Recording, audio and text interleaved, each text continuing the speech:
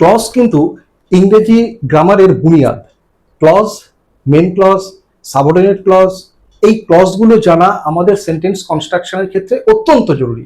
কারণ আমরা যদি ক্লজটাকে ভালো মতো শিখতে না পারি তাহলে কিন্তু আমরা সেন্টেন্স কনস্ট্রাকশন আমরা ভালো মতো শিখতে পারবো না। যত বড় পণ্ডিতই হোক না কেন, ক্লজ তাকে সঠিকভাবে শিখতেই হবে। আজকে আমরা ছোট্ট পরিসরে আমরা নাউন ক্লজ চিনে নাও, এই নাউন ক্লজের উপর একটা ছোট্ট আমরা লেসন আমরা এখানে নেব।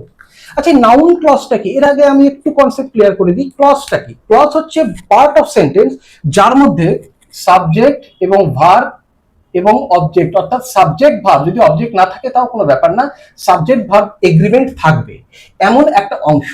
এবার এই অংশগুলো আমরা চিনবো এবং সেগুলি দেখবো যে সেগুলি কোন ক্লজ। মূলত আজকে আমরা যেটা শিখবো নাউন ক্লজ, এটা সাবঅর্ডিনেট ক্লজের একটা অংশ। কিভাবে নাউন ক্লজটাকে চিনবো? তার আগে আমরা বলি যে নাউন ক্লজটা চেনার আগে নাউনটাকে চিনতে হবে। নাউনটা কি? নাউন হচ্ছে যে শব্দ সেন্টেন্সের প্রথমে বসে সেটা সাবজেক্টের কাজ করে, আবার সেটা কখনো অবজেক্টেরও কাজ করে।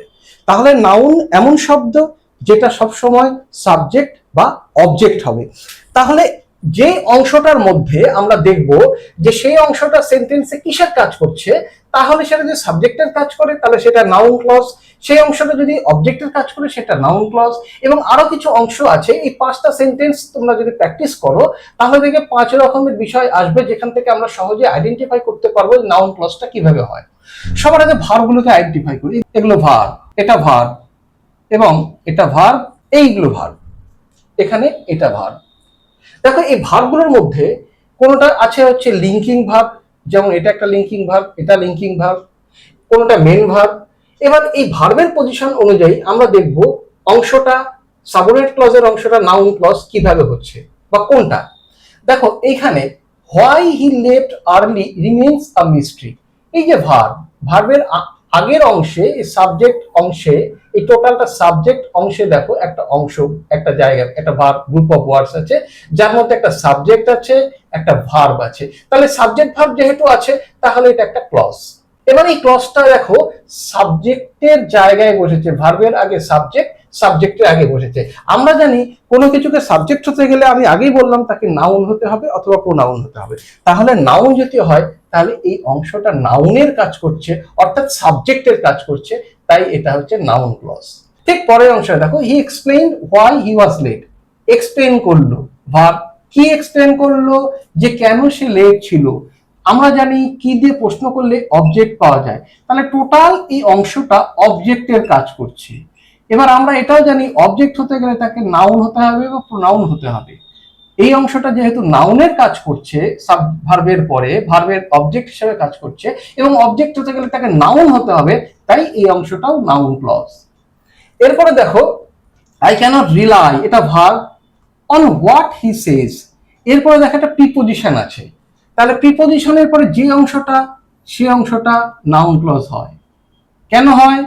কারণ আমরা জানি প্রিপোজিশন অর্থাৎ কার আগে বসে, প্রিপোজিশন নাউনের আগে বসে, তাই প্রিপোজিশনের পরে যেই অংশটা থাকবে সেটা নাউন। আর এই অংশে দেখো এটা প্রত্যেকটা অংশ, এটা সাবজেক্ট, এটা ভার্ব, একটা এগ্রিমেন্ট আছে, তাহলে এটা একটা ক্লজ। আর এই ক্লজটা নাউনের কাজ করছে, প্রিপোজিশনের পরে এটা প্রিপোজিশন, তাই এটা নাউন ক্লজ। এরপর দেখো the problem is that we are not serious. এবার লিঙ্কিং ভার্ব ইজ, লিঙ্কিং ভার্বের পরে অর্থাৎ বি ভার্বের পরে যেটা থাকে সেটাও নাউনের কাজ করে, তাই এটা নাউন ক্লজ। এরপরে দ্য রিউমার, গুজবটা, কি গুজব? যে সে রিজাইন করছে। এই যে সে রিজাইন করছে এই অংশটা দেখো এই লিঙ্কিং ভার্বটার আগে আছে, এই অংশটা অতিরিক্ত অংশ। আমরা যদি এটাকে বাদ দিই দেখো তাহলে কোনো যায় আসবে না, দ্য রিউমার ইজ ফলস, গুজবটা মিথ্যা। এবার এই গুজবের সম্পর্কে, এই নাউনটা সম্পর্কে, এই নাউন সম্পর্কে এই অংশটায় একটা অতিরিক্ত কথা বলা হচ্ছে, এটাকে বলা হয় অ্যাপোজিটিভ। অ্যাপোজিটিভ, এই অ্যাপোজিটিভটা যেহেতু থাকলো তাও এটাকে বলা হয় নাউন ইন অ্যাপোজিশন, তাই এটাও নাউন ক্লজ। অর্থাৎ নাউন ক্লজ চিনতে গেলে তাকে 5টা থিওরি মাথায় রাখতে হবে, as subject, as object, after preposition, after be verb এবং অ্যাপোজিশন হিসাবে। আশা করি নাউন ক্লজ এবার তোমরা সহজেই চিনতে পারবে।